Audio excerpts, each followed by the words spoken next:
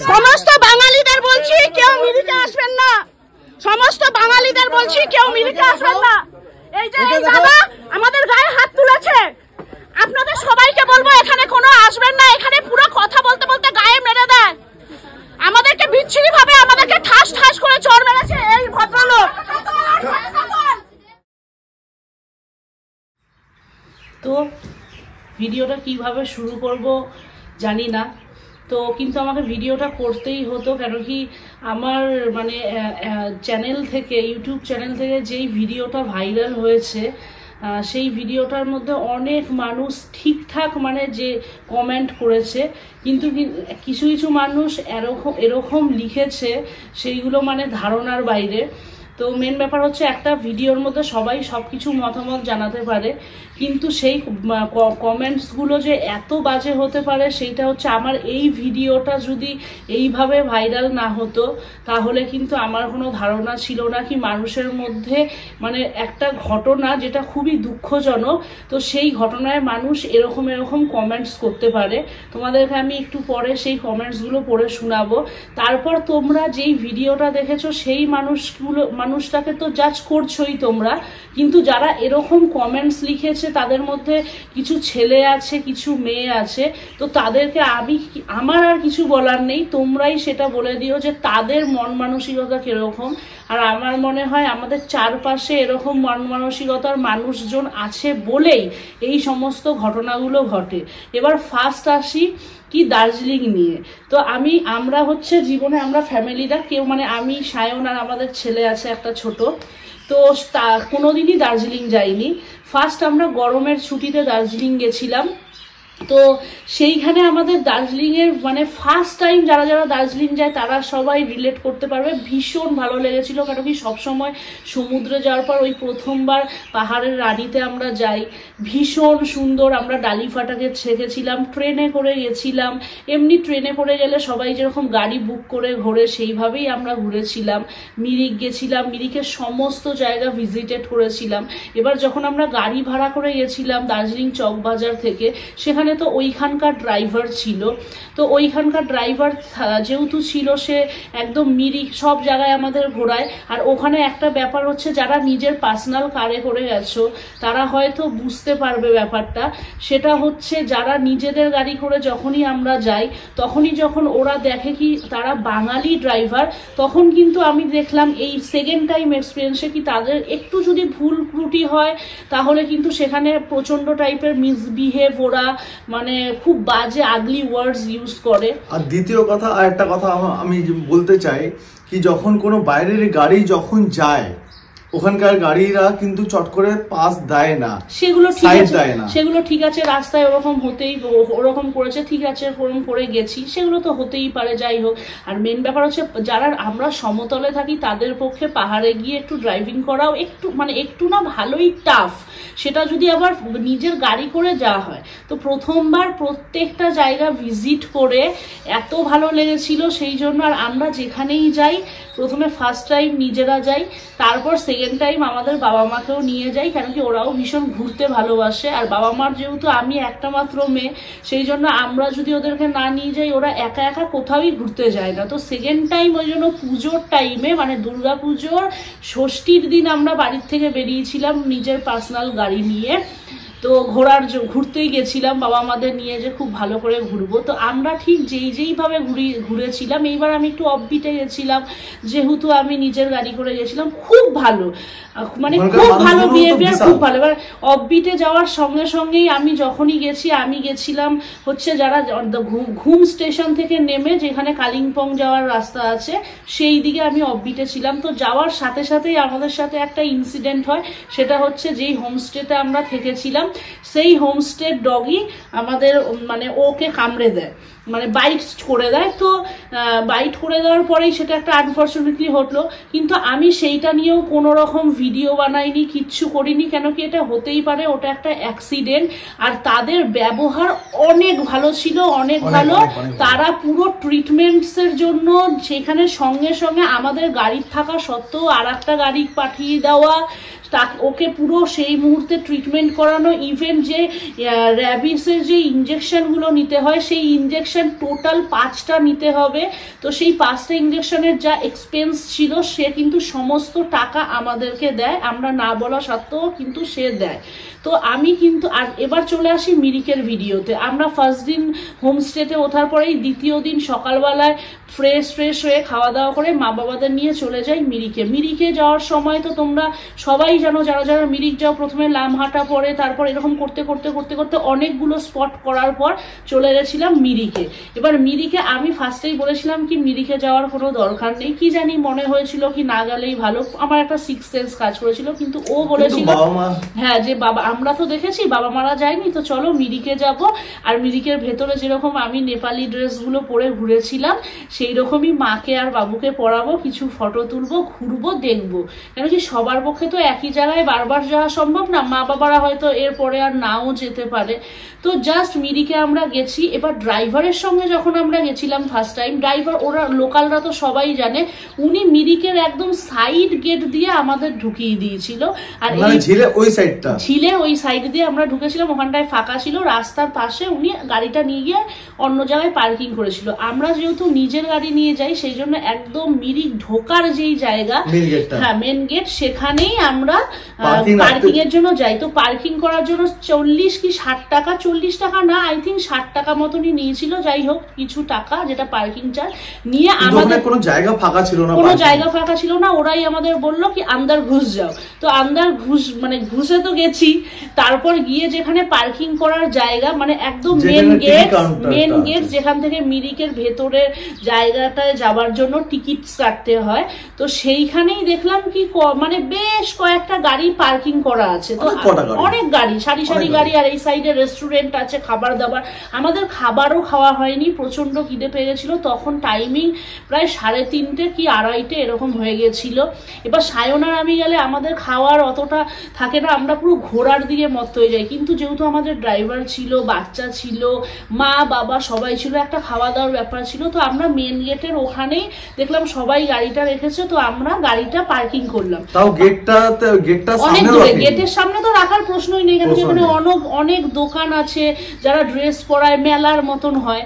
তো ওই জায়গাটার মধ্যে আমরা পার্কিং করাই, সঙ্গে সঙ্গে আর একটা লোকও পার্কিং করে তার পাশেই। তো পার্কিং করার সঙ্গে সঙ্গেই ওই ভদ্রলোক চলে আসে, এসে আমাদেরকে তার মাঝখানে একটা ইনসিডেন্ট হয়েছে।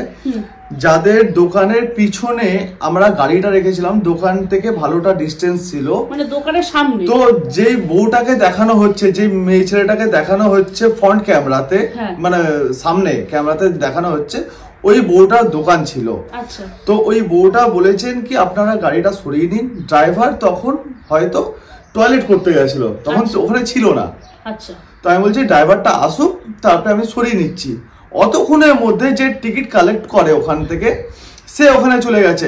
आपको दिखाई नहीं देता, आपको समझ में नहीं आता, एक लेडी बोल रही है गाड़ी हटाने के लिए। তখন আমরা বললাম কি আমাদের ড্রাইভার আসুক, গাড়িটা সরিয়ে নিচ্ছে। ততক্ষণের মধ্যে ড্রাইভার এসছে, আমরা ওখানে ওয়েট করছি কি আমরা গাড়িটা সরিয়ে অন্য জায়গায় রাখবো। ততক্ষণের মধ্যে হ্যাঁ তুম লোগ বাঙ্গাল সে আতে হো, ইজ্জত নেই, মানে কি বলবো, মানে বিচ্ছিরি ভাষা।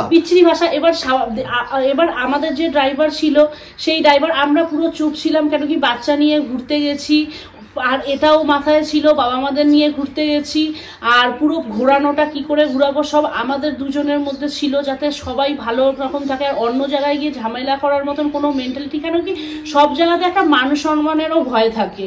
ঠিক তো এরকম হতে হতে দেখলাম ড্রাইভারও তখন বলেছে যে হ্যাঁ আপনি কি করবেন। তো যখন কি করবেন কি আমাদের গাড়িটা এখানে রাখা আছে, অনেক কটা গাড়ি রাখা আছে, তো ওদের গাড়িটা কেন বলছেন না, আমাদের গাড়িটাকে কেন বলছেন? যখনই ড্রাইভার এই কথাটা বলে, আমার ভুল হয়েছে কি জানেন তো, মেন ব্যাপার হচ্ছে ওই ইনসিডেন্টের জন্য যারা প্রচন্ড প্রফেশনাল তারা কিন্তু সব সময় ক্যামেরা ধরে, কিন্তু আমি এখনো সেই রকম ব্লগার হতে পারিনি। আমার চ্যানেলে আপনারা দেখবেন বেশিরভাগ আমার খাওয়া দাওয়ার রান্নার ভিডিও আছে, আমি কিন্তু ওখানে মানে ব্লগাররা যেরকম না কিছু হোক না হোক ক্যামেরাটা অন রাখে, আমি কিন্তু ওরকম ক্যামেরা অন করিনি।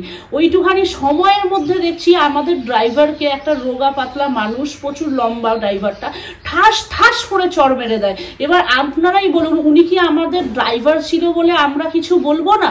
হলো ড্রাইভারকে ওরকম মারার পরে তো বিচ্ছিরি হলো, তাও চুপ করে থাকলাম। তারপর দেখছি আমার হাজবেন্ড, তাকেও দেখছি এরকম করে ঘুষি মারতে আসছে, প্লাস বাবাকেও উনি মারছে। আর উনি মানে আমাদের ধারণার বাইরে কি যে কেউ টুরিস্ট স্পটে ওদেরকে ভরসা করেই তো আমরা সেই জায়গাটায় যাই। আর প্লাস উনি হচ্ছে ওখানে গেটের এন্ট্রি করার জন্য একটা টিকিট বিক্রি করছে, যে কেউ যে ওরকম ভাবে মারতে পারে। বিশ্বাস করুন আমরা অত ঘুরি, কোনো জায়গায় এরকম হয়নি কি কেউ ফট করে গায়ে হাত তুলে দিল। কেন কি আমার মনে হয় মানুষের যাই ভুল থাক, কিন্তু সেইটার জন্য কেউ কারোর গায়ে হাত তোলাটা ঠিক না। কেন কি তার জন্য আইনত ব্যবস্থা আছে। আমরা যদি কোনো ভুল করতাম উনি ওইখানে পুলিশ প্রোটেকশন ছিল, যাই কিছু ছিল, ওনার যা করার ছিল ডাকতো, কিন্তু গায়ে হাত কেন? তারপর আমি যখন দেখলাম কি যে না, এবার তো উনি খালি ড্রাইভারকে গায়ে হাত দিয়ে থামবে না, আমার হাজবেন্ডকেও মারবে, বাবাকেও মারবে, সবাইকে মারবে। আপনারা যে বলছেন যে আমার রূপ দেখে বোঝা যাচ্ছে, আমাকে দেখে বোঝা যাচ্ছে, আমি যদি সেই টাইমে তখন আমি দেখলাম কি উনি একটা ব্যাটা ছেলে হয়ে যদি ওরকম করতে পারে, তাহলে আমি ওখানে একটা মেয়ে ছেলে, আর মেয়ে ছেলে যদি চায় তাহলে অনেক কিছু করতে পারে। তখন আমি আমার ক্যামেরাটা অন করে যেইটুখানি ফুটেজ আপনাদের সঙ্গে শেয়ার করেছি, ওই রকম ভাবেই আমি ওনার কাছে গিয়ে বলেছিলাম কি যে আপনি যে এতগুলো আমাদের পরিবারের লোককে হাত দিলেন, তাহলে আমি যদি আপনার সাথে এখন সেই রিভেঞ্জটা নিই, আমি যদি আপনার সাথে বলি কি মানে আমি যদি ইচ্ছা করে আপনাকে ফাঁসাতে চাই, আমি অফকোর্স ফাঁসাতে পারি। আর ওরা বুঝে গেছিল যখন আমি ওরকম রূপটা করেছিলাম, যে তখন ওইখানে লেডিসরা সব চলে এসেছিল সবাই, তখন ওরা বুঝে আসলে আমাদেরকে একটু দুর্বল ভেবেছিল এরা দুর্বল, হাত দিয়ে দিই, বাংলার থেকে এসছে। আর সত্যি কথা বলতে বাংলার নাম তো এখন চারিদিকে খুব ফেমাস, বেশিরভাগ জায়গায় ঘুরতে গিয়ে দেখলাম বাঙালিদের আর বাংলার লোকদের মোস্ট প্রবাবলি আমাদের কলকাতার লোকদের কেউ পছন্দ করে না, এটা একদমই সত্যি কথা। আর সেই রিভেঞ্জটাই আমাদের থেকে উনি নিয়েছে। তো আমি যখন ওরকম করে গেছি তখন ওরা বুঝে গেছে কি একে কিন্তু ফাঁসিয়ে দিতে পারে, এই মানে যাই কিছু হতে পারে। যখন দেখলো বিপদ, তখনই দেখবেন ওই চেয়ারের সামনে যে মনে হচ্ছে না কি ভালো কি সুরসুর করে বসে আছে, তখনই চুপচাপ উনি সাইড হয়ে যায়। আর আমি ওইটুখানি ভিডিও বানিয়ে বলেছি কি যে আপনারা কেউ মিরিকে আসবেন না, কেন কি ঘটনাটা এরকমই হয়েছে। তখন রাগের মাথায় মানুষের আর কিছু ঠিক থাকতে পারে না, কেন কি মার আমরা খেয়েছি, আপনারা যারা নেগেটিভ কমেন্টস করছেন তারা কিন্তু মার খাননি। আর কোনোদিন না হোক আপনাদের কোথাও গিয়ে ওরকম সমস্যায় পড়তে হয়, তাইলে বুঝবেন যে কিরকম লাগবে কি নিজের পরিবারকে, বাবা মাকে শখ করে ঘুরাতে নিয়ে গিয়ে তাদেরকে মার খেতে দেখতে হচ্ছে। এর থেকে দুঃখের আর লজ্জার আর কিছু ছিল না। ঠিক আছে, যাই হোক গেল। এবার আপনাদেরকে আমি বলি আমি কি ভুল করলাম? তাহলে সবাই যে বলে কি মেয়েদেরকে এখন মেয়েরা ছেলেদের মতন, মেয়েদেরকে রুখে দাঁড়ানোর দরকার, তাইলে আমার সেইকে উচিত ছিল কি একদম চুপ করে দাঁড়িয়ে থাকার, ভয়ে কাবু হয়ে যাওয়ার। আর ওরা আমার বরকে, আমার বাবাকে, আমাদের সবাইকে ধরে ধরে মারতো, আমি ওইটা দেখতাম। এটা কি আমার করা উচিত ছিল? আর আমাদের দেশের মন মানসিকতা মানুষের এরকম বলেই না আমার যা মনে হচ্ছে, এই কিছুদিন আগে এই দেখি না মাঝে মাঝে 3 বছরের মেয়েকে রেপ করে দিল, 4 বছরের মেয়েকে রেপ করে দিল, নির্ভয়া অভয়া কেস এখনো বিচার পেল না। এগুলো তো হবেই, কেন কি মেয়েদেরকে তো কেউ কিছু, মেয়েরা যদি রুখেও দাঁড়ায় তার বিরুদ্ধেও বলবে দেবে তুমি বাজে মেয়ে, আর যদি নাও রুখে দাঁড়ায় তখন বলবে কি না মা দুর্গার মতন হতে হবে, মা কালীর মতন হতে হবে। মা কালী আর মা দুর্গার মতনই তো হয়েছিলাম, আর তাই জন্যই নিজের বাবাকে আর নিজের বরকে বাঁচাতে পেরেছি। আর সেইখানেও কিরকম কমেন্ট গুলো এসছে, আপনারা খালি দেখুন। আর যদি কোনো ভুল হয় তাহলে এই ভিডিওতেও আপনারা কমেন্টস করুন কি হ্যাঁ আমার ভুল ছিল। আর আমি আমার ভিডিওতে একবারও বলিনি কি যে হ্যাঁ রাগের মাথায় আমি বলেছি কেউ মিরিকে আসবে না, হয়তো আমিও আবার মিরিক যেতে পারি, কেন যাব না।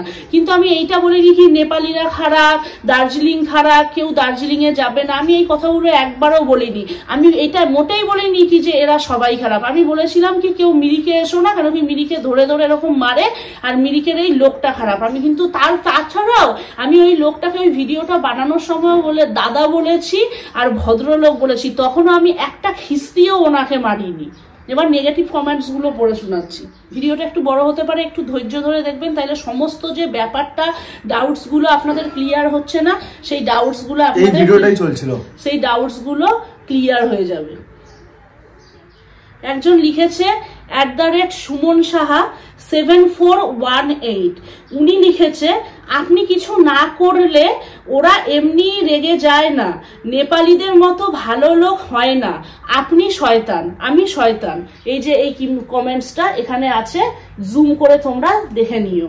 তারপর আবার পড়ছি, মানে একটা কমেন্ট তো এত বাজে এসছে, আমি শুনে মানে মানে কি বলবো, অত কমেন্টস, প্রচুর কমেন্টস এসছে, তো আমি এখন অত খুঁজে খুঁজে মানে পাচ্ছি না। কেউ লিখছে কি আমার মুখটা দেখেই নাকি বোঝা যাচ্ছে আমি কত ভদ্র মানুষ, তো এইসব হলো কোনো বেশ, তার মধ্যে বেশ কিছু জন মেয়েও আছে।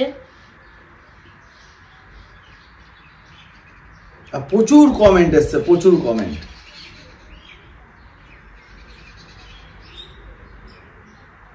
একজন আমাকে লিখেছে কি এই ধরনের মানুষরা অন্য মানুষের টেনশন বাড়ায়, মানে আমি যে ভিডিওটা বানালাম সেটাই মানুষ সতর্ক হবে না, তো আমি কিন্তু অন্য মানুষের টেনশনটা বাড়িয়ে দিচ্ছি। আর একটা কমেন্ট এসছে, এখন অত কমেন্টস না সত্যি খুঁজে পাওয়া যাচ্ছে না। একজন লিখেছে, সেটা হচ্ছে @সুব্রত সরকার 7193, 2 ঘন্টা আগে করেছে, 2 ঘন্টা আগে করেছে। বেশ করেছে, নিশ্চয়ই কিছু করেছেন, আর আপনার কথা শুনে বাঙালি কোথায় যাবে না যাবে সেটা কি ঠিক হবে? আচ্ছা সুব্রত সরকার দাদা, আপনি আবার এই ভিডিওটা দেখবেন, আমি কি বলেছি কি যে আমার কথা শুনে বাঙালি কোথাও যাবে কি যাবে না? আমি সেটা একবারও বলিনি।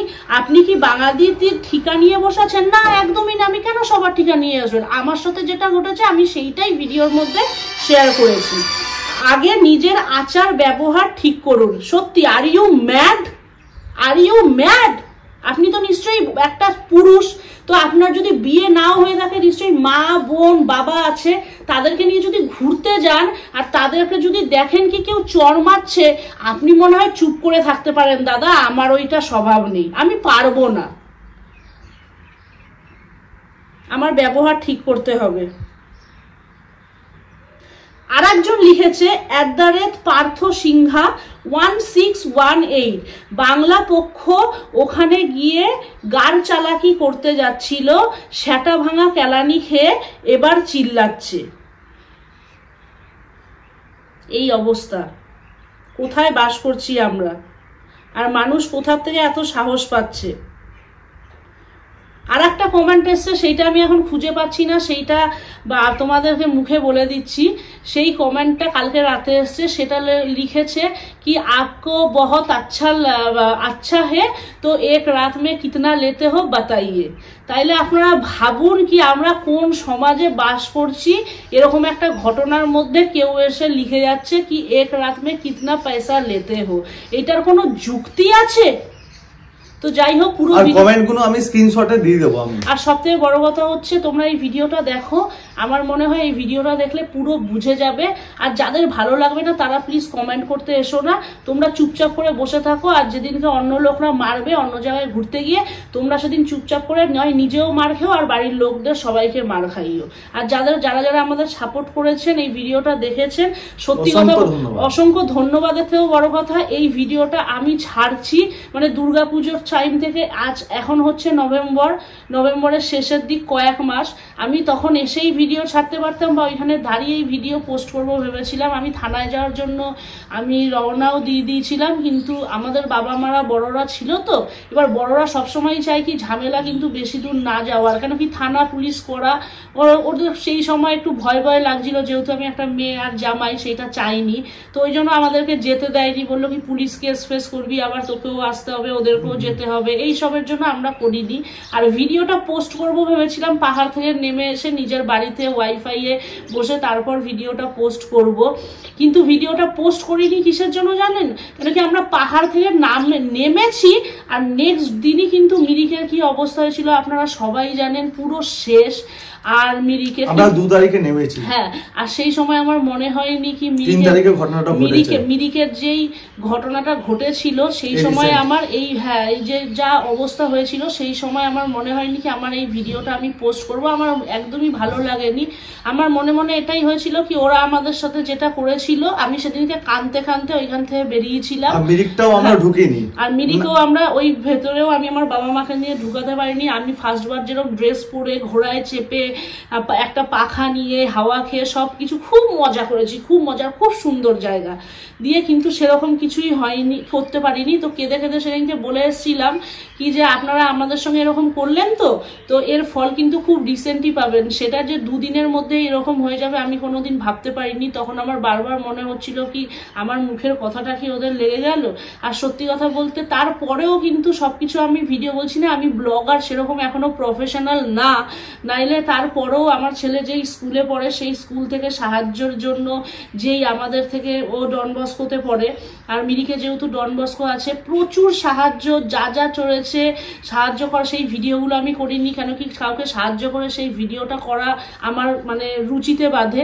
তো তারপরেও আমি সেইখানকার মানুষদের জন্য প্রচুর জামা কাপড়, প্রচুর যা কিছু পেরেছি সব কিছু পাঠিয়েছি। মেন হচ্ছে আমার মানুষ মনে হয় কি মান আর হুঁশ না থাকলে কোনোদিন মানুষ হওয়া যায় না, আর আমাদের সেটা ছিল বলেই আমরা এত মাস পরে এই ভিডিওটা শুধুমাত্র এই জন্যই পোস্ট করেছি কি যারা যারা মিরিকে যাবেন এই লোকটা থেকে একটুখানি সাবধানে থাকবেন যদি এই লোকটা থাকে, আর নয়তো ঠিক আছে আপনাদের সঙ্গে যদি না হয়। আর অনেকে বলেছে কি আমাদের সঙ্গে এরকম হয়নি। আরে বাবা এটা কোনো কথা হলো? আপনাদের সাথে হয়নি কিন্তু অন্যদের সাথে হচ্ছে। তো এইটুখানি ক্লিয়ার করার জন্য আমরা দুজনেই একসাথে বসেছিলাম। তো ভিডিওটা দেখো আর যত পারো শেয়ার করো। অসংখ্য ধন্যবাদ।